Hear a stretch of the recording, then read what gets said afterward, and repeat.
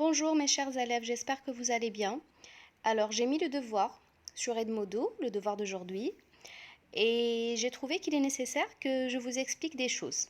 Alors, dans votre devoir d'aujourd'hui, vous avez une fiche de maths qu'on va voir, un texte documentaire qu'on a déjà vu en classe, mais on va le revoir encore maintenant, et une fiche de questions de compréhension et écrire le verbe dire sur le cahier de leçon. Je ne sais pas si vous l'avez déjà fait la dernière fois quand on a vu le verbe dire pour la première fois ou non. Mais il faudra l'écrire sur votre cahier de leçon et vous m'enverrez une image de ce que vous avez écrit sur le cahier de leçon. Et encore une fiche de conjugaison des verbes faire et dire. Alors, on commence par la fiche de maths.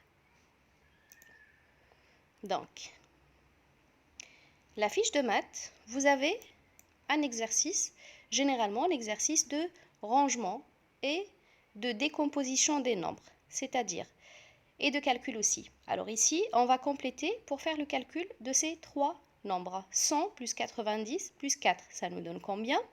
Ce sont tous et toutes des additions. Ici, je complète avec le plus petit au plus grand en rangeant les nombres. Pour ranger, je vous fais un petit rappel. Quand j'ai deux nombres composés de trois chiffres, comme ici, je commence toujours par le chiffre des centaines et je regarde c'est quoi le plus grand. Est-ce que c'est 3 ou bien c'est 4? Donc, c'est 4, donc je vais mettre le signe comme ça. J'arrive pas à dessiner ici, mais je vous le montre. Donc, ça c'est un petit exemple, mais vous savez déjà faire ça, on l'a fait plusieurs fois. Ici, par exemple, j'ai encore deux nombres composés de trois chiffres chacun. Donc, je regarde le premier chiffre, 6 et 6, c'est la même chose. Donc, je passe le deuxième, 9 et 9, c'est la même chose. Donc, je regarde le troisième, 6 et 7. Donc, le plus grand, c'est 7. Donc, je mets mon signe ouvert vers le nombre le plus grand, qui est 697. Alors, troisième exercice, trouve la multiplication et calcule. Ça veut dire quoi, trouve la multiplication? Donc ici, j'ai deux consignes. D'abord, je trouve la multiplication et ensuite, je calcule. Donc, si j'ai le même nombre qui se répète en addition, ça veut dire que c'est ce nombre-là, combien de fois il est répété. Donc, j'ai le chiffre 6 qui est répété combien de fois? 1, 2, 3 et 4. Il est répété 4 fois. Donc ici, c'est 6 fois 4 est égal, et je mets est égal à combien? Parce qu'on a déjà vu la table de 4, donc normalement, ça va être facile pour vous de trouver le produit de 6 fois 4. La même chose ici, le même chiffre qui se répète, c'est ce chiffre-là fois combien de fois il se répète. Ensuite, l'exercice 4, c'est la table de multiplication de 2.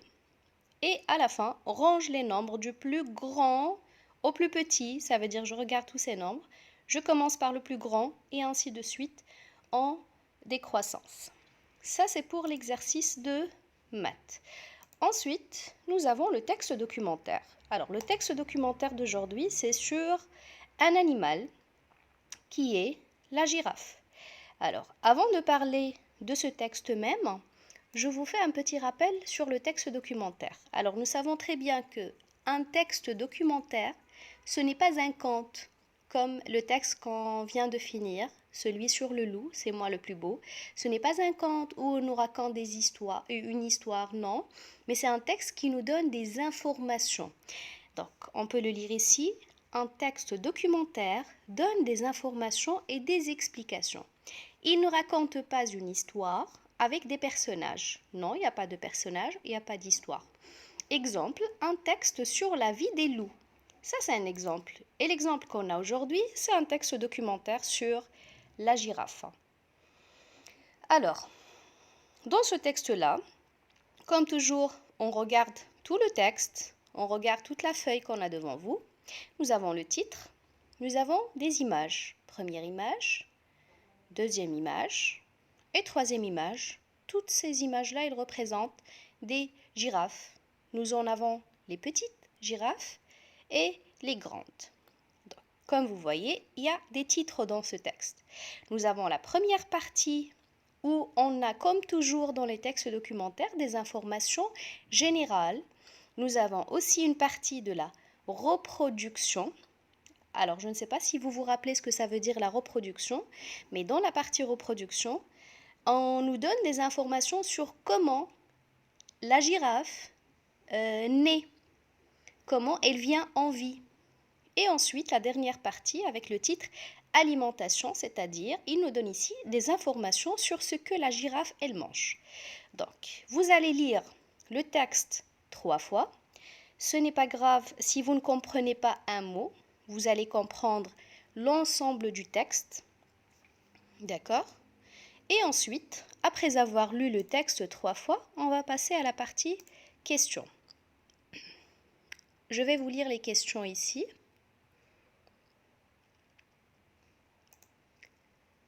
Alors, voilà. Voici les questions. Nous avons 5 questions et nous avons une partie vrai ou faux où je coche la bonne réponse. Alors, première question, qui est le prédateur de la girafe? Donc, comme vous voyez, à côté du mot prédateur, il y a une petite étoile. Donc, si vous vous rappelez en classe, quand on faisait ces textes, il y avait une page dans laquelle on expliquait les mots dans les textes où il y a une petite étoile. Alors, je vous montre cette page-là. Je vous l'ai donnée aussi. Je vous l'avais donnée. J'y arriverai.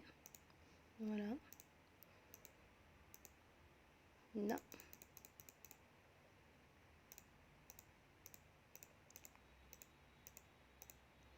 Alors, attendez. C'est dans les devoirs aussi. Oui, voilà. C'est la partie lexique. C'est la partie lexique. C'est la première page de ce livret. Donc, ici dans la partie lexique, vous allez trouver l'explication de plusieurs mots que vous trouverez dans les textes documentaires. D'accord? Donc, le mot qu'on vient de trouver dans le texte sur la girafe, c'était le mot prédateur. Donc, je viens à cette page-là et je regarde qu'est-ce que ça veut dire prédateur. Prédateur, c'est un animal qui se nourrit de proies. C'est-à-dire que c'est un animal qui se nourrit d'autres animaux qui sont plus faibles que lui. Donc, dans notre texte, la question c'est qui est le prédateur de la girafe? Ça veut dire c'est qui l'animal qui se nourrit de la girafe? C'est qui l'animal qui mange la girafe? Question 2, que mange la girafe? Ici, on nous pose la question, qu'est-ce qu'elle mange elle-même, la girafe? Question 3, quel nom porte le petit de la girafe? Le petit de la girafe, on l'appelle comment? Bien sûr, toutes ces questions, toutes leurs réponses, elles se trouvent dans le texte. Question 4. Où, c'est-à-dire le lieu, c'est un où avec accent, où vit la girafe? Elle vit où? Et la partie de la 5e question, c'est la partie vrai ou faux où on coche la bonne réponse. Bien sûr, chaque question, quand je vais la lire, je reviens au texte pour trouver la réponse dans le texte. C'est pour ça qu'il faut tout d'abord lire le texte 3 fois avant de commencer les questions. Après de lire toutes les questions, après je lis chaque question toute seule et je reviens au texte pour chercher la réponse. La girafe est un animal solitaire. Nous avons une petite étoile à côté du mot solitaire. Pourquoi? Parce qu'on a la partie explication des mots difficiles. Donc on revient ici et on cherche qu'est-ce que ça veut dire solitaire. Je l'ai ici, solitaire, qui vit seul.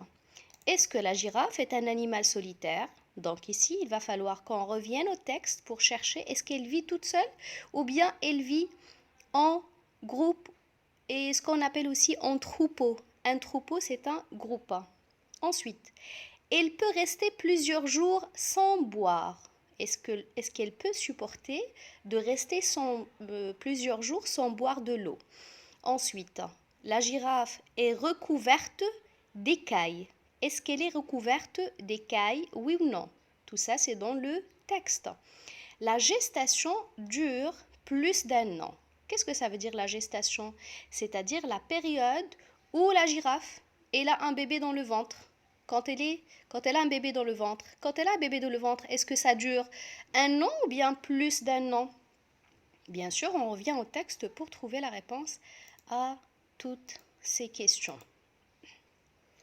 Alors, et nous avons comme dernier devoir un exercice sur les verbes faire et dire. On a vu le verbe faire l'avant-dernière semaine. Et la semaine dernière, nous avons vu le verbe dire. Donc, j'espère que vous l'avez bien appris. Et maintenant, on va faire un exercice sur les deux. Exercice 1, complète avec le bon pronom. Les pronoms personnels je, tu, il, elle. Nous, vous, il avec S, elle avec S. Je dois mettre le bon pronom dans la bonne place. Comment je vais choisir le bon pronom? Parce que moi, j'ai bien appris le verbe dire et le verbe faire. Si j'ai besoin d'aide, je peux ouvrir mon cahier de leçons et regarder chaque verbe. Par exemple, ici, j'ai dise avec ENT. C'est quoi le pronom qu'on met avec dise? Donc, je mets le bon pronom ici. Et bien sûr, je ne lis pas seulement le verbe, mais je dois lire toutes les phrases. Je lis les phrases complètes. Pronom, dise merci. Pronom, faisant de la peinture. Pronom, fait du sport. Que dit, quel pronom personnel je peux mettre avec le verbe dit qui se termine par T. Faites très attention à la terminaison des verbes pour savoir c'est quel pronom personnel qu'il faudra mettre. Ensuite, l'exercice 2, conjugue le verbe faire ou dire au présent. Ici, j'ai le choix. Je choisis soit le verbe faire, soit le verbe dire. Comment je vais le choisir? En lisant bien la phrase et en comprenant le sens. Si je comprends le sens de la phrase, je vais savoir est-ce que ici je vais mettre le verbe dire ou bien le verbe faire. On fait la première phrase ensemble. Le matin, bonjour à la maîtresse. Est-ce que je peux dire ici, le matin, je fais bonjour à la maîtresse? Ou bien le matin, je dis bonjour à la maîtresse? Donc à chaque fois, je dois lire toute la phrase, la répéter dans ma tête et voir c'est quoi le verbe convenable. Puis quelque chose, mon travail. Nous, verbe dire ou faire, attention à nos affaires. Est-ce que je peux dire nous disons attention à nos affaires? Je parle à mes affaires et je leur dis attention ou bien je fais attention à nos affaires? Donc je vous laisse lire cet exercice, bien lire les phrases, comprendre le sens pour pouvoir trouver la réponse. L'exercice 3, écris les phrases en changeant le sujet.